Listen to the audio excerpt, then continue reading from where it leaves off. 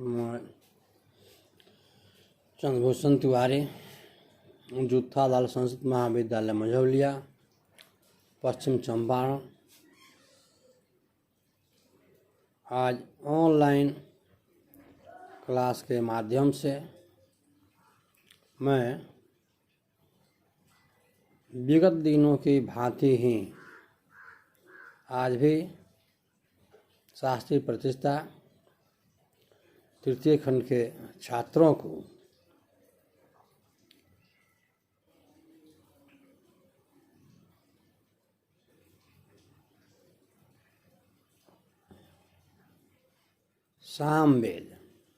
सामवेद क्या है, उसका महत्व क्या है, साम किसे कहते हैं, इन तथ्यों की व्याख्या करना चाहता हूँ जो छात्रों के लिए उपयोगी सिद्ध हो, परीक्षा उपयोगी भी हो।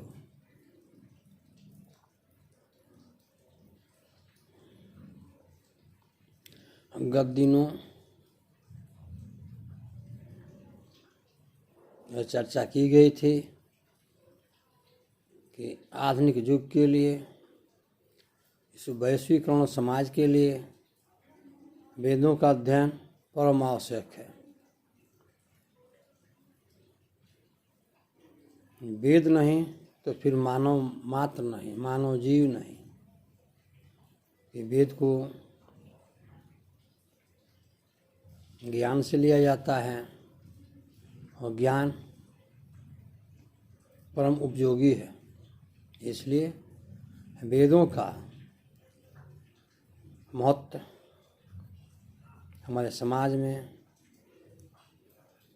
हमारे छात्रों के लिए परम आवश्यक है।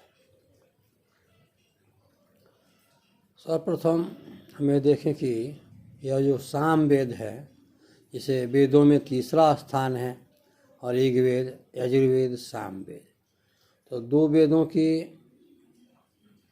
गत दिनों हम लोगों ने व्याख्या कर देखा। ऋग्वेद क्या है, इसके प्रतिपाद्य विषय क्या है, इसका समय क्या है। फिर यजुर्वेद को देखा गया, यजुर्वेद क्या है। आज की कक्षा में सामवेद पर चर्चाएं हो रही कि साम क्या है, इसका महत्व क्या है।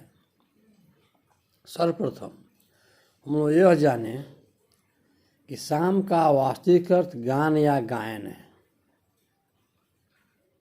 यह जो सामवेद है, सामवेद का मुख्य शब्द साम है, और साम का अर्थ है गायन या गाना। तो इस वेद का मुख्य प्रयोजन गान है, गेय है। अर्थात सामवेद गीति वेद है, गायन वेद है, जिसे गाया जाता है। उन ऋग्वेद के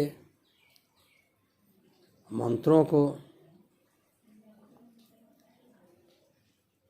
जिस प्रकार यजुर्वेद में व्यवहृत किया जाता था, यजुर्वेद में यज्ञों के समय उसका उपयोग किया जाता है, ठीक उसी प्रकार ऋग्वेद के जो मंत्र विशिष्ट ज्ञान पद्धति से, अर्थात स्वरों के साथ, सारे गम पद निशा, सारे गम, लय, ताल, वाद्य यंत्रों के द्वारा जब गाए जाते हैं, जिसे साम की संज्ञा दी गई है। अर्थात यह सामवेद गायन वेद है, गेय वेद है। अर्थात इसे वेद को विधि पूर्वक गाया जाता है, इसीलिए इसका नाम सामवेद है। इस सामवेद को सामन भी कहा जाता है। अर्थात मीमांसा में गीति का गान के साथ कहा गया है।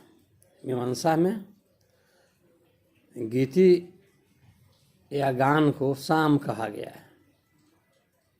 गीति या गाना को साम कहा जाता है। इसीलिए इसे साम नाम से भी जाना जाता है। क्योंकि कहा गया है कि गीतिषु सामाख्या, गीतिषु सामाख्या, गीतों में साम की जो आख्यान है वही सामवेद है। महाभाष्य में पतंजलि ने सामवेद के प्रति कहा है कि सामवेद ही सहज शाखाएँ थी, अर्थात प्राच्यकाल में ये सामवेद की सहज शाखाएँ थी, 100 शाखाएँ थी, जो बाद में अप्रचलित हो गई, बाद में उपलब्ध नहीं हुई है, या आज के समय ये 100 शाखाएँ अपर्याप्त है।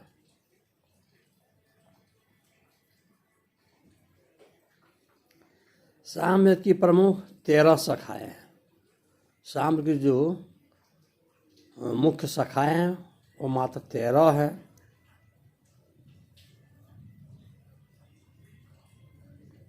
और 13 शाखाओं में से 3 शाखा आज भी इस भूलोक पर विद्यमान है। वो 3 शाखाएँ कौन कौन सी है? उन 3 शाखाओं का नाम है रामायणीय शाखा, कौमुदीय शाखा एवं जैमिनीय शाखा। यह सामवेद की 3 शाखाएँ हैं। आज इस भूलोक पर, पृथ्वी लोक पर उपलब्ध है। जिन शाखाओं का, जिन मंत्रों का आज भी यज्ञादि कर्मों में उपभोग किया जाता है। जिस प्रकार हमारे समाज के लिए, हमारे छात्रों के लिए ऋग्वेद अत्यंत आवश्यक है, यजुर्वेद आवश्यक है, ठीक उसी प्रकार सामवेद भी अत्यंत आवश्यक वेद है। इसका अध्ययन परमावश्यक है।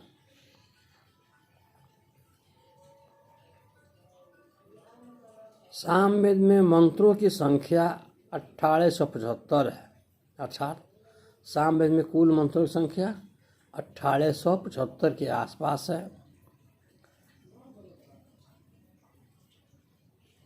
इसमें ऋग्वेद के मंत्र 1771 है। इस सामवेद में ऋग्वेद मंत्र कितने हैं? 1771। अब 1771 ऋग्वेद के मंत्र हो गए और कुल मंत्रों की संख्या है 1875। 1771 जब ऋग्वेद के मंत्र हो गए, इस सामवेद के मंत्र कितने हैं? मात्र 104। अर्थात सामवेद के 104 नए मंत्र हैं। सामवेद के अधिकांश मंत्र ऋग्वेद के 8वें 9वें मंडल के लिए है। 9 मंडल में 645 हैं, अष्टम में 450 मंत्र हैं, 10वें मात्र 110 मंत्र प्रमुख है। और हम देखते हैं कि जो सामवेद के मंत्र हैं उनमें से प्रमुख मंत्र ऋग्वेद से ही लिए गए हैं। ऋग्वेद के मंत्र सामवेद में समाविष्ट है और इसे सामवेद के मंत्र मात्र 104 ही मंत्र हैं। इसके अतिरिक्त सभी ऋग्वेद के मंत्र इसमें पाया जाता है।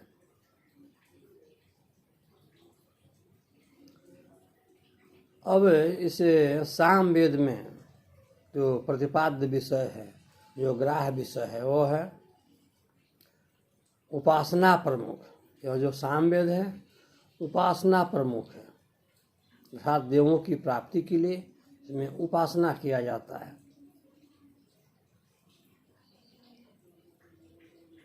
इसके मुख्यतः सोम याग से संबंध मंत्रों का संकलन है। सोम यज्ञ, सोम रस, सोमपान। जैसा कि हम जानते हैं कि प्राचीन काल में देवों को प्रसन्न करने के लिए सोम रस का पान कराया जाता था। राजा लोग भी सोम रस का पान करते थे। इस प्रकार हम देखते हैं कि इस सामवेद में सोम यज्ञ अर्थात सोम के लिए, सोम की उत्पत्ति, सोम को प्रसन्न करने के लिए यज्ञ होते थे, इसलिए सोम यज्ञ।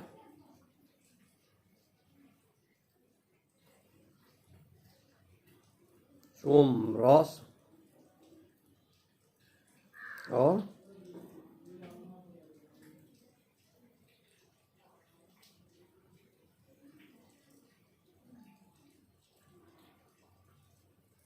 इन्हीं से संबंधित मंत्र इस सामवेद में पाए जाते हैं।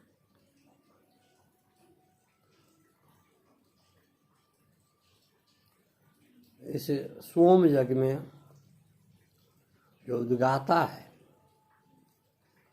यज्ञ के समय उद्गाता इनके मंत्रों को गाता है, जिससे यजुर्वेद और सामवेद का घनिष्ठ संबंध है। अर्थात यजुर्वेद में यज्ञ अर्थात यज्ञ के लिए मंत्र संग्रहित है। यज्ञों की सफलता, यज्ञों की श्रेष्ठता, यज्ञों से अभीष्ट की प्राप्ति के लिए यजुर्वेद में विशेष नियम प्रतिपादित किए गए हैं। इसलिए कहा जाता है कि यजुर्वेद और सामवेद का संबंध अत्यंत निकट है। दोनों वेदों का संतुलन है, एकाग्रता है। लेकिन सामवेद का मुख्य प्रयोजन उद्गाता मंत्रों को लयबद्ध ढंग से गाता है, जिससे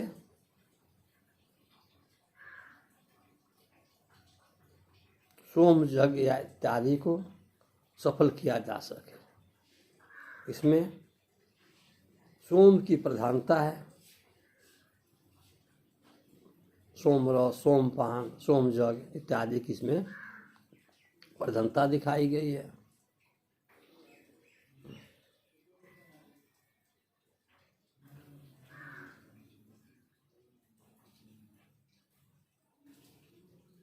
इसीलिए इसे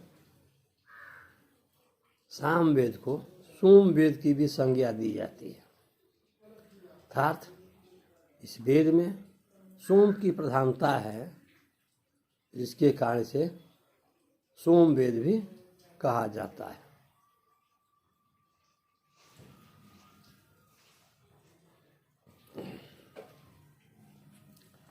इसलिए यह सामवेद समाज के लिए परम आवश्यक है।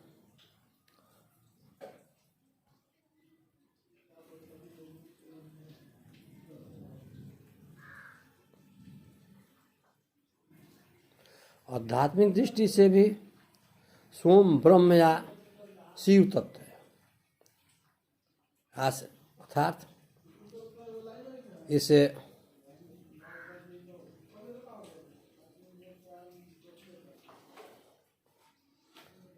सामवेद का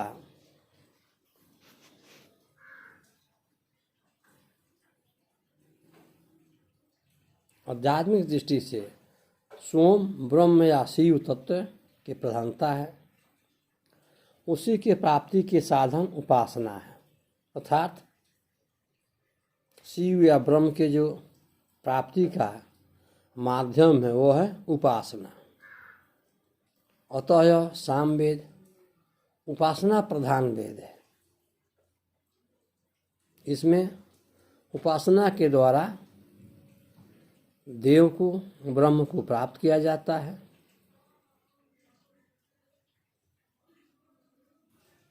सामवेदीय मंत्रों के ऊपर जो सामवेद के मंत्र हैं उसमें 1, 2, 3 मात्राएं अंकित रहती है। 1, 2, 3 का भाव यह है हर्ष, दृढ़, प्लुत।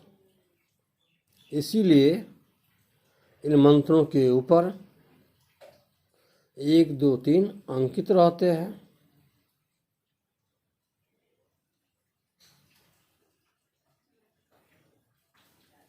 ऋग्वेद के उदात्त पर कोई चिन्ह नहीं होता है। जो उदात्त होते हैं ऋग्वेद में उस पर कोई चिन्ह नहीं होता, ट्रेडमार्क नहीं होता है। सामवेद में उस पर एक संख्या होगी। ऋग्वेद में स्वरित पर खड़ी लकीर होती है। सामवेद में उसका 2 संख्या होगी। अनुदात्त पर नीचे पड़ी लकीर होती है और सामवेद में उस पर 3 संख्या होगी। यही वेदों की जो मात्राएं हैं उसकी कुछ विभिन्नताएं हैं। यहाँ नारद शिक्षा में इन सामवेद पर कुछ विशेष व्याख्या की गई है। क्योंकि यह तीसरा वेद सामवेद है, इसे गेय या गीत की प्रधानता है। तो यहाँ नारद शास्त्र में, नारद शिक्षा में जो स्वर 7 हैं उन 7 स्वरों की इसे नारद शिक्षा में व्याख्या की गई है। स्वर 7 है, ग्राम 3 है और मुठनाएं 21 है।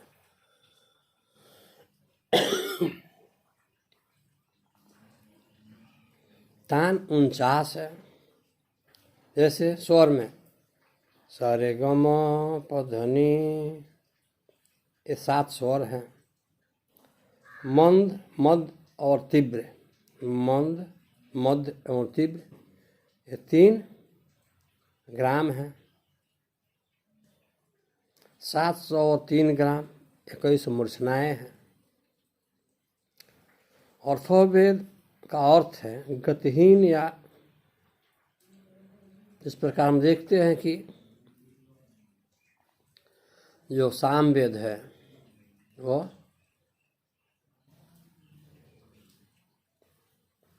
उपासना का वेद है, गीता प्रधान है। अर्थात यज्ञों को निष्पादित कराने वाले उद्गाता स्वर सहित, स्वर युक्त इन ऋग्वैदिक मंत्रों का गायन करते हैं और गायन के द्वारा, उपासना के द्वारा शिव, ब्रह्म आदि उपासक को प्रसन्न किया जाता है। और इसे सामवेद में सोम यज्ञ, सोमपान, सोम रस की प्रधानता पाई जाती है। अब रही कि सामवेद के जो गायन हैं वो स्वस्वर गाए जाते हैं। था सारे गम पौध नी जो स्वर है इन 7 स्वरों के माध्यम से इसे मात्रा युक्त करके गाया जाता है। इसलिए इसकी विशेष महत्व है। इसे सामवेद के अतिरिक्त एक और वेद है जिसका नाम है अथर्ववेद। अथर्ववेद की विशेषता यह है, इसमें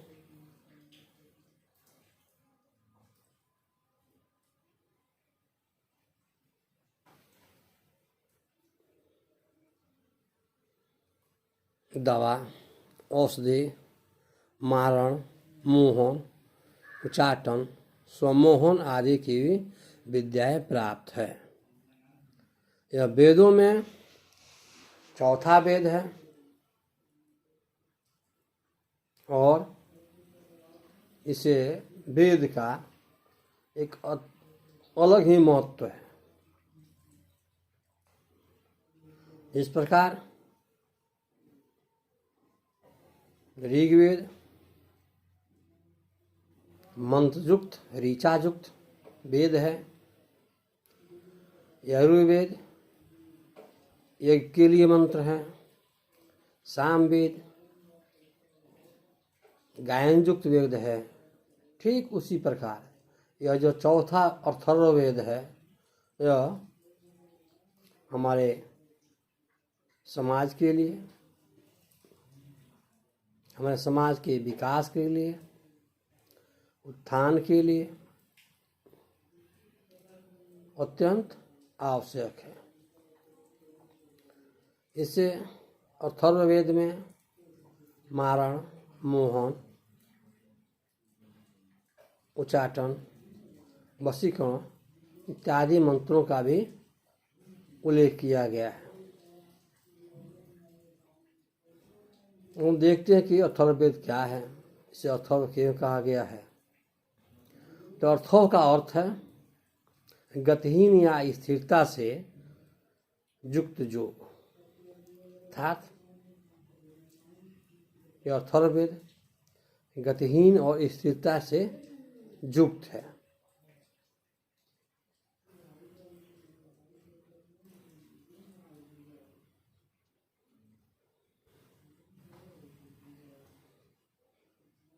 गोपथ में इसका अभिप्राय है समीपस्थ आत्मा अपने अंदर आत्मा को देखना। तो समीप की समीपस्थ जो आत्मा है उसको अपने अंदर में झांकना, देखना, समझना।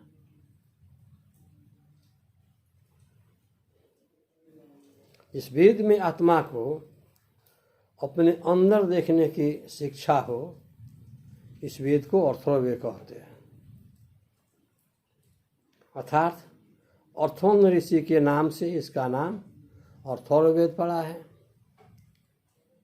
इस वेद का दूसरा नाम है अंगिरस वेद।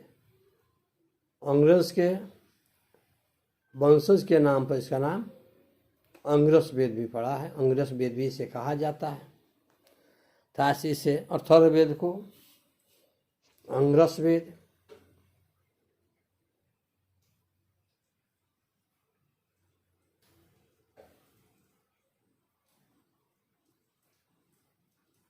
भी कहा गया है।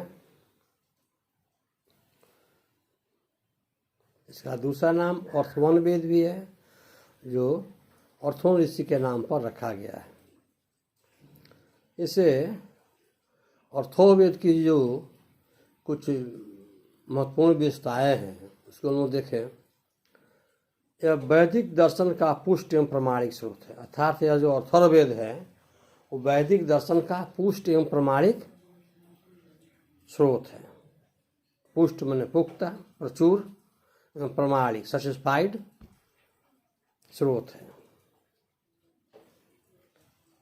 फिर दूसरा जो इसकी विशेषता है वो है सभ्यता और संस्कृति की दृष्टि से चारों वेदों में अत्यंत उपयोगी वेद है कि उस समय की सभ्यता संस्कृति का दर्शन हमें इस अथर्ववेद से प्राप्त होता है। इसलिए सभ्यता संस्कृति की दृष्टि से भी अत्यंत उपयोगी वेद है। सामाजिक और राजनीतिक विषयों की महत्वपूर्ण व्याख्या करता है। और जो अथर्ववेद है वो हमारे प्राचीन युग के सामाजिक व्यवस्था है, राजनीतिक व्यवस्थाओं का भी महत्वपूर्ण व्याख्या करता है। इसलिए अथर्ववेद अत्यंत आवश्यक है। इसका हमारे समाज पर विशेष छाप है, विशेष महत्व है। इस अथर्ववेद को विश्व का कोश कहा जाता है। साइक्लोपीडिया जैसे एजुकेशन जिसे कहा जाता है, साइक्लोपीडिया ऑफ एजुकेशन, ताकि अथर्ववेद विश्व का कोश है। संपूर्ण विश्व के जो प्रमाणिक बिंदु है, तथ्य है, वो इस अथर्ववेद में प्राप्त होता है। इसलिए इस अथर्ववेद को विश्व कोश की संज्ञा दी गई है। अथर्ववेद में रीति रिवाज, अंधविश्वास, मरण मोहन, वशीकरण इत्यादि का प्रयोग किया जाता है। अर्थात आज जो समाज में अंधविश्वास देखने को मिलता है, किसी व्यक्ति की बीमारी पर जादू टोना का प्रयोग, झाड़ फूंक कराना। जैसे अभी हाल के दिनों में हमने कोई देखा कि जो विश्वव्यापी महामारी कोरोना है, उसकी भी झाड़ फूंक यत्र तत्र हो रहा है। यहाँ तक यह सीमित नहीं है, एक केंद्रीय मंत्री ने तो इसका इलाज भाभी का पापड़ बताया है। तो यह सब जो अंधविश्वास आज इस समाज में प्रचलित है, वो इस अथर्ववेद की ही देन है कि अथर्ववेद में ही झाड़ फूंक, मार मोहन, वशीकरण इत्यादि का प्रयोग किया जाता था। वह प्रयोग आज भी हमारे समाज में देखने को प्राप्त होता है।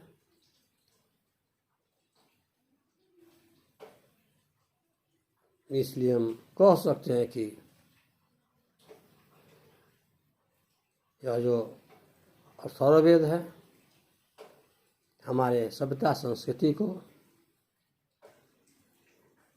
प्रचारित करता है, बढ़ावा देता है, उसका पुष्ट प्रमाण देता है। एवं यह अथर्ववेद विश्व का कोश है। सारे विश्व की सभ्यता संस्कृति जानकारी इस अथर्ववेद से प्राप्त होती है। यह अथर्ववेद सामाजिक और राजनीतिक विषयों की महत्वपूर्ण व्याख्या करता है। इस प्रकार हम कह सकते हैं कि हमारे जीवन को सफलीभूत करने के लिए, जीवन जीने के लिए, जीवन को आत्मसात करने के लिए, इस जीव को ब्रह्म की प्राप्ति के लिए इन वेदों का अध्ययन परमावश्यक है। क्योंकि वेद ही तो ज्ञान है, वेद ही ब्रह्म है। और वेद नहीं तो ज्ञान नहीं, ज्ञान नहीं तो ब्रह्म नहीं। अर्थात मानव कल्याण के लिए, समाज के कल्याण के लिए, विश्व के कल्याण के लिए, छात्रों के कल्याण के लिए यह चार वेद का पठन पाठन परम आवश्यक है।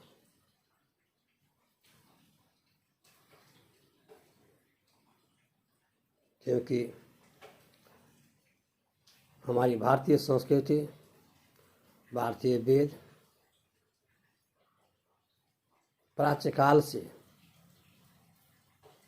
आधुनिक वैश्वीकरण के युग में यह कहता आया है, सर्वे भवन्तु सुखिनो सर्वे भवन्तु निरामया। यह हमारी वैदिक संस्कृति की देन है। हमारे ऋषियों पूर्वजों की देन है। ये आज भी हम विश्व बंधुत्व और विश्व की निरोगता के लिए प्रार्थना करते हैं। अतः अमर वेद जब से भूतल पर